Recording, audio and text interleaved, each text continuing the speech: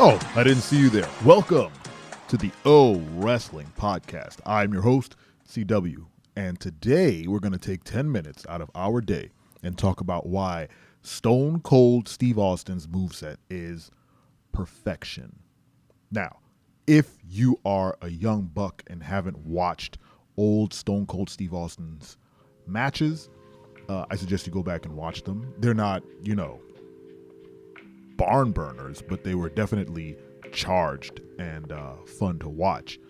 But many don't know that Stone Cold Steve Austin, Stunning Steve Austin, is a very technical wrestler. Man knows what he's doing. He's been doing it for decades and decades and decades. And he's told people on many occasions that the Stone Cold Steve Austin persona really distilled down his, not only his moveset, but kind of his character work to like a razor's edge. When he was Stunning Steve Austin, he did like every move under the sun. He was very technical, very I was gonna say all over the place, but not all over the place. But he definitely displayed professional wrestling moves a lot more, suplexes and dives, and I think it was second rope dives. I can't remember exactly, but he did a lot more moves. Stone Cold Steve Austin, that character, did very few moves, and I think it was the mark of great character work that he can tell a story with, like, I think it was 5 moves. It was the punches, the stomps, the Luthez press, the stunner, and yeah, I think that's it, right? He would do the punches, he would stomp you out in the corner, he would hit you with the Luthez press and mash your face in, and then hit you with a stunner, end of night. Obviously, his longer matches, he would do more moves, but when you really distill that character down, he was a brawler. He was the quote-unquote blue-collar worker.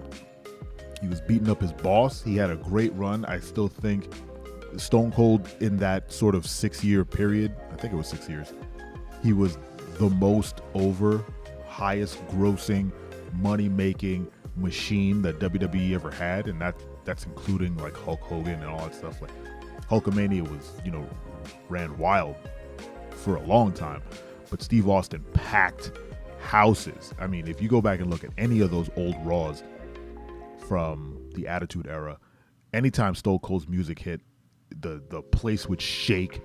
There was not an empty seat in the house.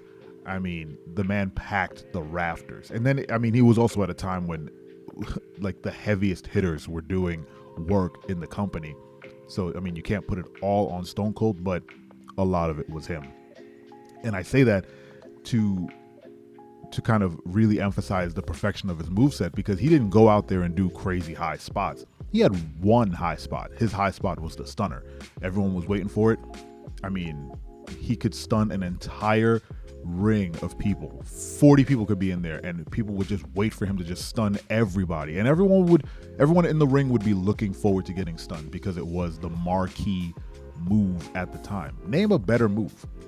You can say, oh, the rock bottom, or maybe the tombstone or something like that. But no one was really looking for those moves, like they were looking for the Undertaker, sure, and they were looking for the Rock's promo, yes. But if you were saying, oh, would you rather the Rock come out and do the people's elbow, or would you rather Stone Cold Steve Austin come out, stomp a mud hole, walk it dry, and then hit you with the stunner and then drop beer all over the person? There's a no-brainer. It's an absolute no-brainer. So his moveset, Stone Cold's moveset, was really refined due to, and this is just me yammering, due to his character work, right?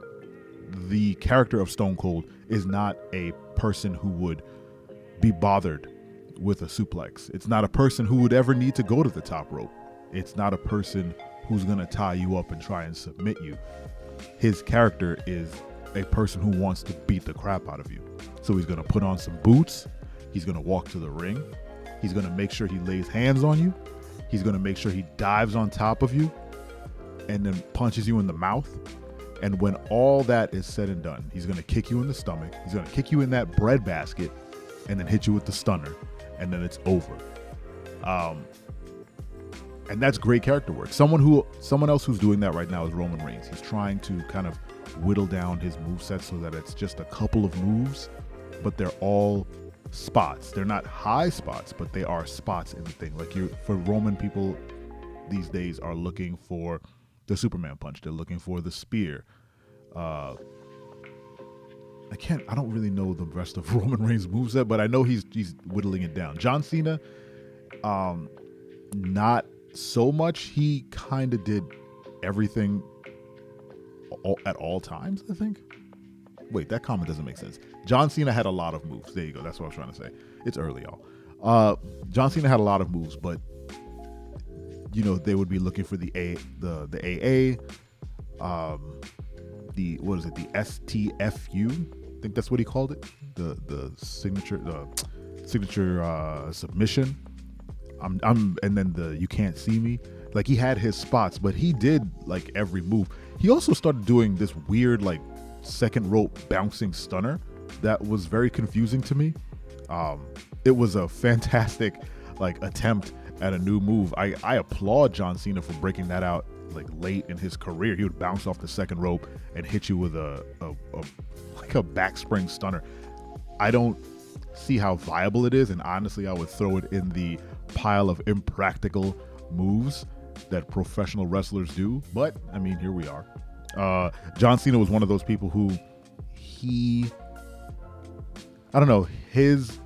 physicality allowed him to do a lot of things that other people couldn't do. So he did a lot of strength test moves, like picking up the Big Show and putting him in an AA, or AAing 2 people at the same time, or AAing 3 people at the same time, or that was his deal.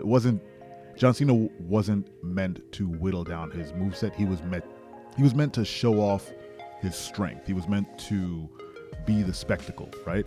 Whereas Stone Cold was like, I'm the character itself, the moveset that he has, and the aura that he carries himself with was the spectacle, right? He's like, I don't need any flashy moves. My flashy moves are me kicking the crap out of you, which I thought was perfect, right? Like when you see Stone Cold do something like a suplex, or you get confused, or I'm speaking for you, speaking for myself, I would always be like, oh man, he shouldn't be doing that.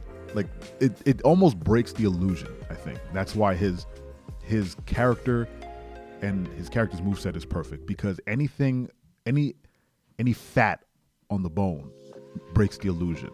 This is Stone Cold Steve Austin. He's the blue collar worker. He doesn't have time to do a suplex. Why would he ever do a suplex? Why would he ever do like what is the move called when you double the axe handle? Why would he ever hop off the second rope and do an axe handle? Why would he try and tie up your knees? Like, why would he put you in a sharpshooter? Granted, when he did it, it was fantastic, but I don't know. It just wouldn't feel right if Stone Cold Steve Austin, the ass kicker, was all of a sudden cracking out some technical professional wrestling moves, which he's completely capable of doing. I think people normally forget that, because he burned so bright for such a short period of time, considering the careers of many other wrestlers, that it outshined his previous like stunning Steve Austin work. And I'm sure if anyone's listening to this and they're aficionado, they'll correct me on his other personas and his in WCW and whatnot. But the fact of the matter is, the man's moveset now is perfect. What do you think of Stone Cold Steve Austin's moveset, and who do you think has the perfect moveset? Make sure you subscribe to the podcast on any podcasting platform. Hit the bell on the YouTube channel so you get updates when new videos are live. Thank you so much for spending 10 minutes to talk wrestling with me. I appreciate you, and always remember that I am your friend. I'm your friend, but if I ever see you in the ring, I can beat you. Don't you know? Yeah, yeah, yeah!